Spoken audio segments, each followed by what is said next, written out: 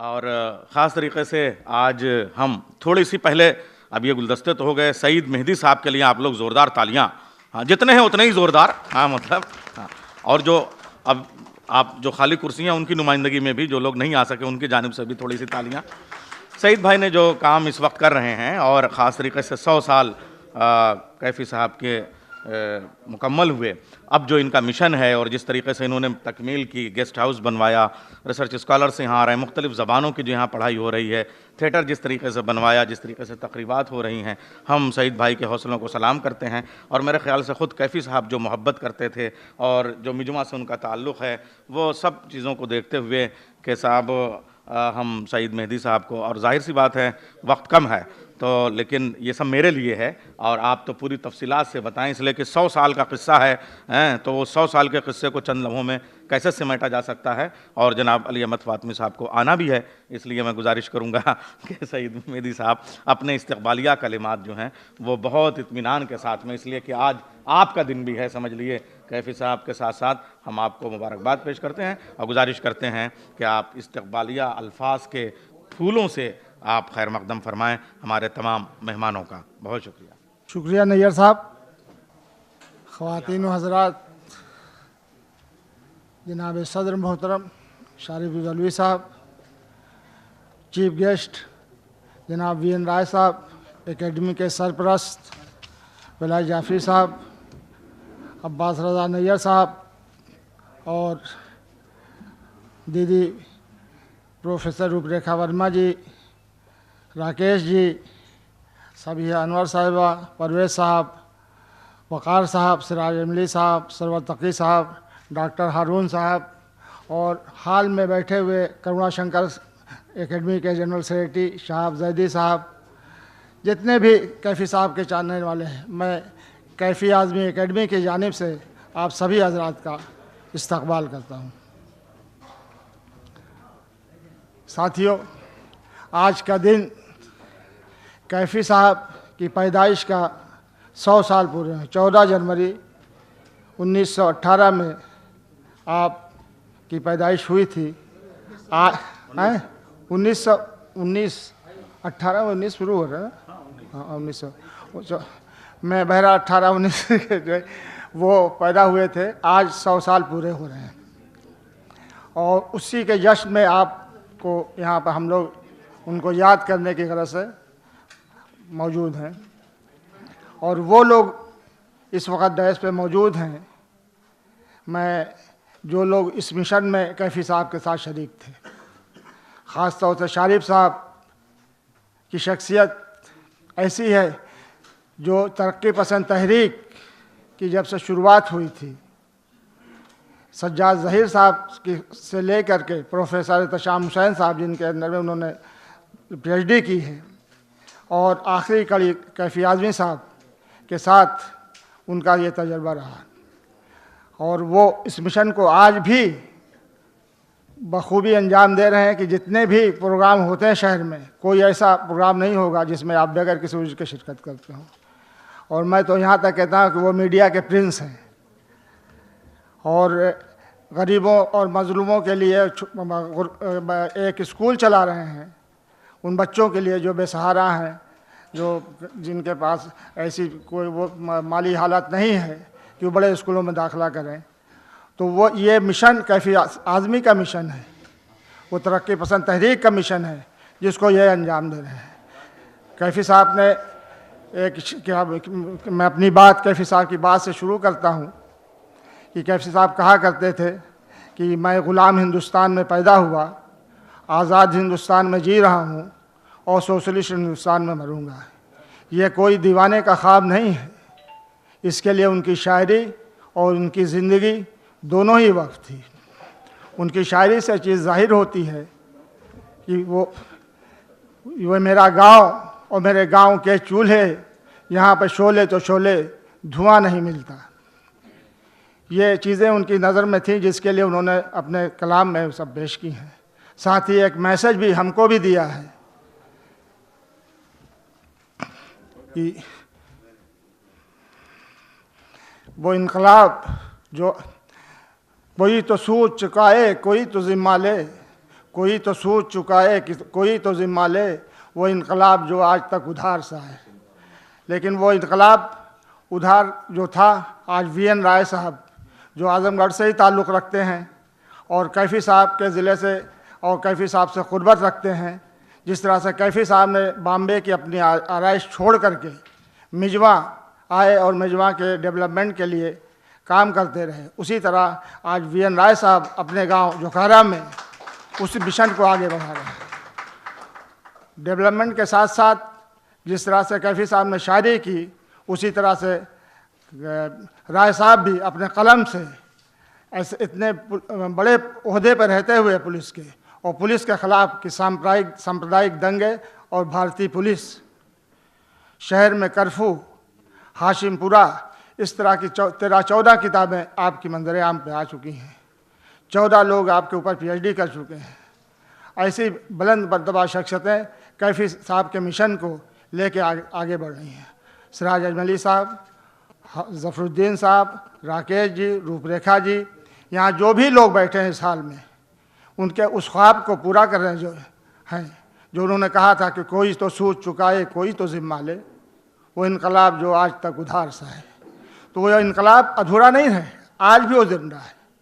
कैफ़ी साहब का पैगाम ये एक वक्त के लिए नहीं था, जब तक ये मसाइल हमारे बीच में रहेंगे, जब तक नाइंसाफ़ी होती रहेगी, जब तक जुल्म रहेगा, उसके तरफ जब तक एहतजाज होता रहेगा, तब तक कैफ़ी साहब हमारे दिलों में ज़िंदा रहेंगे।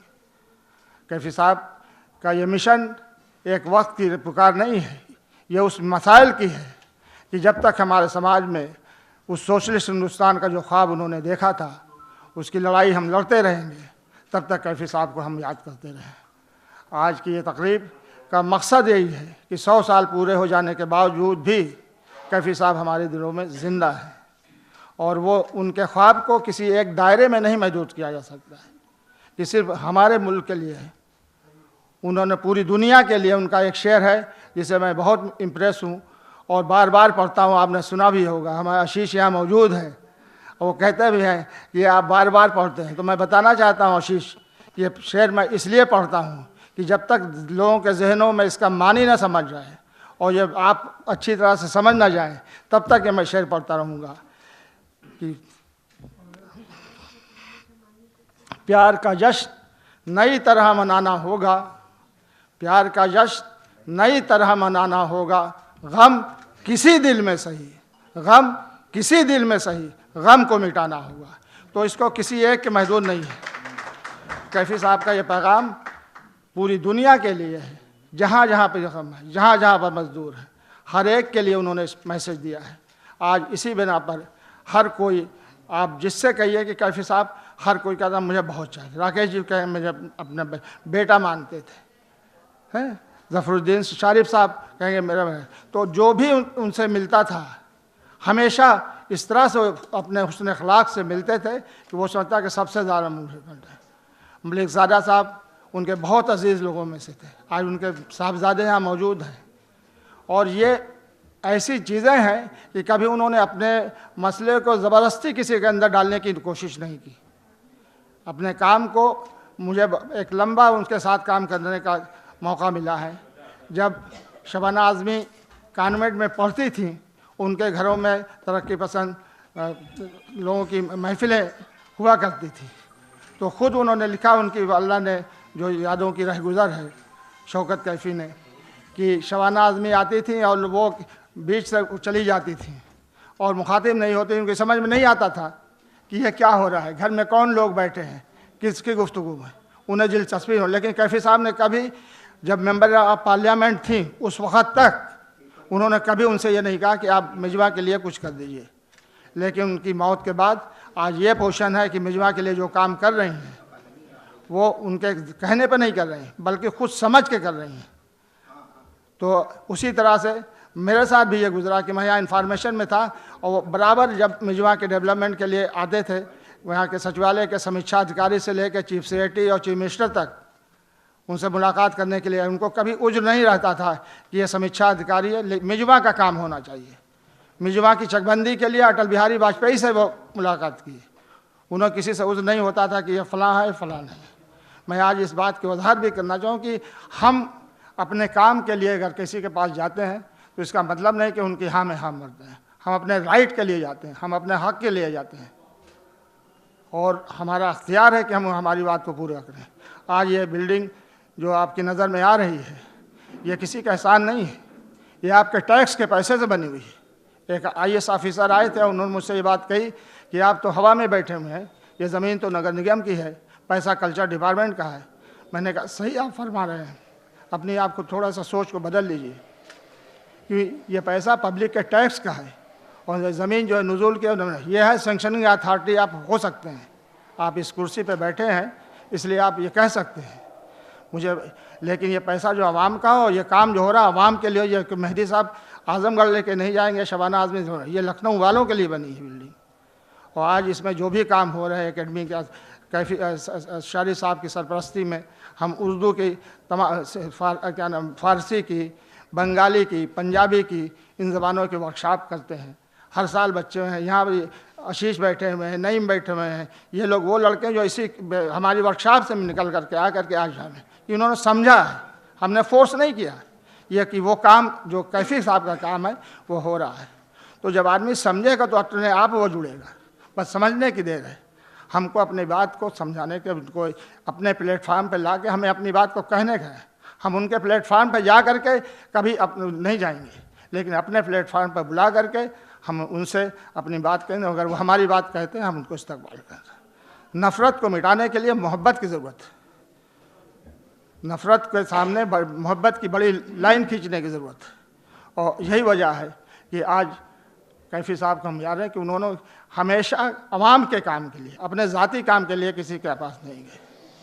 मिजवा काम के लिए अटल बिहारी वाजपेयी से मिले, वहाँ की ट्रेन के लिए जाफ़र साहब से मिले, वहाँ पर प्लेटफार्म पर जाकर बीमारी की हालत में रेलवे लाइन पर ट्रैक पर जो है कुर्सी लगा के बैठ गए। कामरेड हरविंदर पांडे उसमें लाठी में चोट खाए। तो ये सारी चीज़ें कैफी साहब के अंदर थी और आवाम के लिए वो हमेशा वो कहते बगैर किसी तफरीक के विचारों के इख्तलाफ के बावजूद भी अपनी बात को मनवाने के लिए वो किसी से परहेज़ नहीं करते थे। और जहाँ तक मैं समझता हूँ कि हम लोग को अपने राइट के लिए, अपनी बात को कहने के लिए हमको उनके सामने अपनी बात करने में कभी नहीं है, ये हमारा अख्तियार है और उसी अख्तियार के लिए हम कोशिश कर रहे हैं।